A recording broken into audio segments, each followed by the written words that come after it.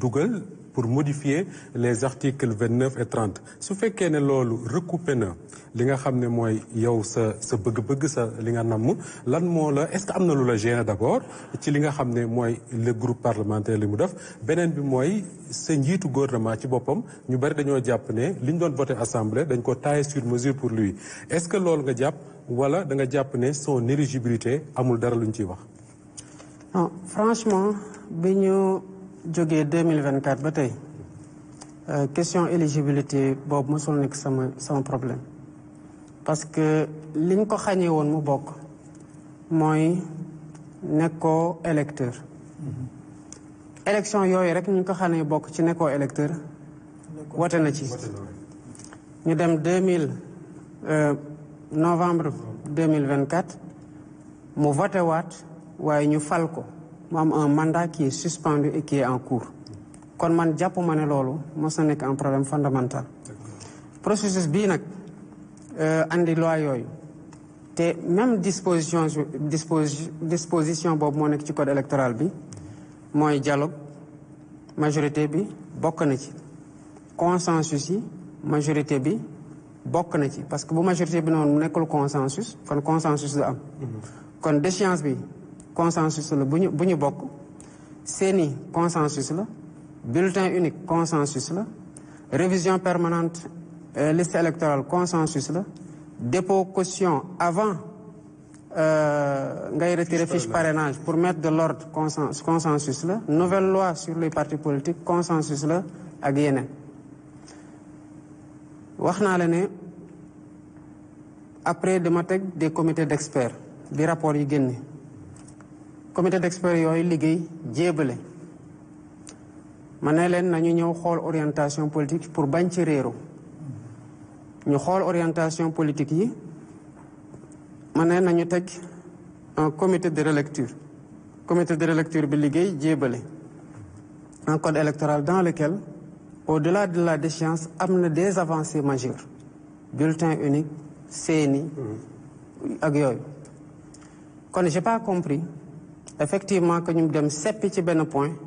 dugal ko ci procédure d'urgence pour voter une loi parce que day mel ni court-circuiter dynamique boo xamante ne mu ngi woon en cours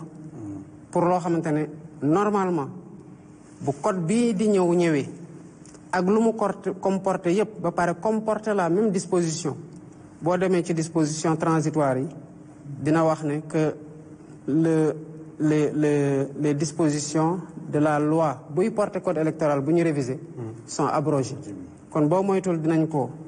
changer ñu dawalaat tuuti ñu abroger ko mais une majorité reste une majorité et l'Assemblée nationale am nañu droit initier des propositions de loi loolu seen prérogative la mais gisuma woon l'urgence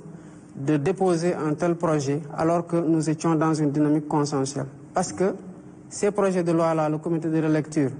ñi ci nekk sama conseil juridique mu ngi ci le conseil juridique du premier ministre le président de l'Assemblée nationale le directeur général des élections parce que dafa nekkoon ci comité d'experts bi ma bëggoon bu ñu dee waxtaan bu amee loo xamante daf leen rëcc ci li waral ñu bindee disposition bi nii moom mu mën leen ko clarifier ensuite il y a eu d'autres ñi ci bokk comme le président du groupe parlementaire je pense que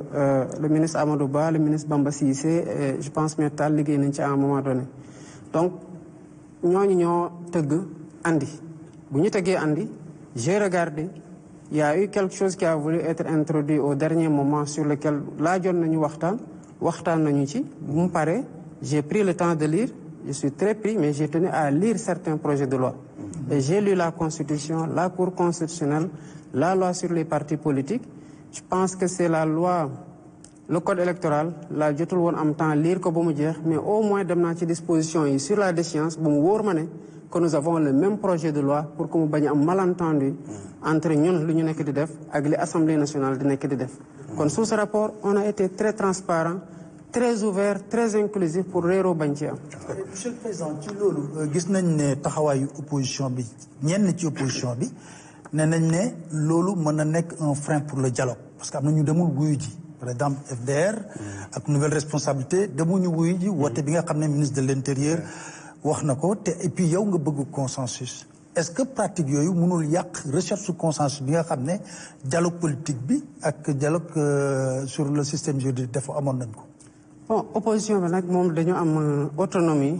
ou déterminer seen stratégie ak seen position lu ma respecté la. parce que bu leen fàtte ni que opposition bi ku ci nekk am nga sa parti politique ci ñu bari te dañoo bind ne seen objectif mooy conquérir le pouvoir. kon seen stratégie seen tactique ak yooyu moom am nañ ci légitimité mais li mu leen di invité mooy ñu perpétuer esprit dialogue.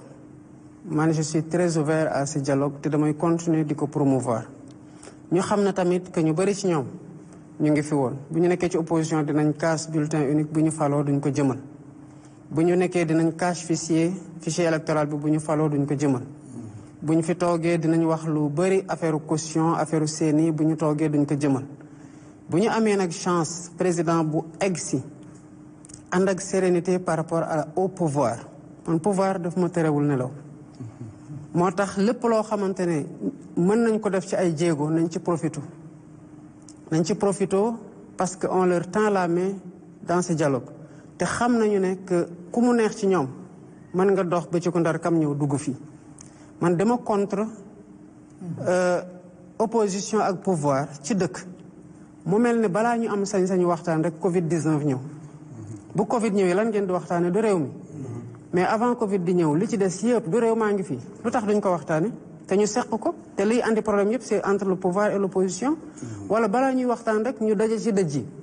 loolu les acteurs politiques war nañu am le courage de se parler bu ñu génnee nag ku nekk am nga say conviction yoo war a garder am sa doctrine boo war a garder am sa ligne boo war a garder te du tere nga continuer di xeex en respectant les lois et les règlements du pays parce que loolu mooy arbitrer suñu diggante mais man war naa am sañ-sañu tey woo Pape Alé Niang ne ko ñëwal mu ñëw comme Pape Alé Niang war na mën a am sañ suñu bind ne président dama bëgg ñu ñëw ñu waxtaan bu ñëwee bu ñu waxtaanee waxtaan ñaari ci am da ngeen di d'accord wala ngeen bañ a d'accord te opposition bu fi génnee quel que soit lu ñu waxante elle garde sa liberté de ton et de langage kon waxatuma nag bu leen ministre de l'intérieur woowee te mooy organiser le scrutin ñoom ñu war ko jébal seen revendication et le ministre est très ouvert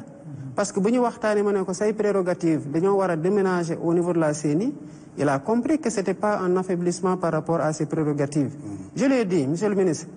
lii c'est pertinent bul fàtte ne que di nga doon défendre nit Sénat ne nañ ko bindaat ci fichier électoral DAF defu ko parce que la DAF était sous l'autorité d'un ministre qui était voilà. Très bien monsieur le président de la République am na lu doomu Sénégal yëpp wax dëgg yàlla tey bëgg nga gindi leen ci muy sa diggante ak monsieur le premier ministre Ousmane Sonko ban xeetu relation ngeen am ci ñi njort ne réeroo dafa am fi ñu koy teg dina bari création ñaari coalition pour un même pouvoir boo nee Diomaye président coalition Diomaye ñoom ñu ne apte boo dee par exemple le président américain mérite le prix boo xamee ne ci wàllu jàmm la moom mu gis ne président américain mooy le facteur déstabilisateur de ce monde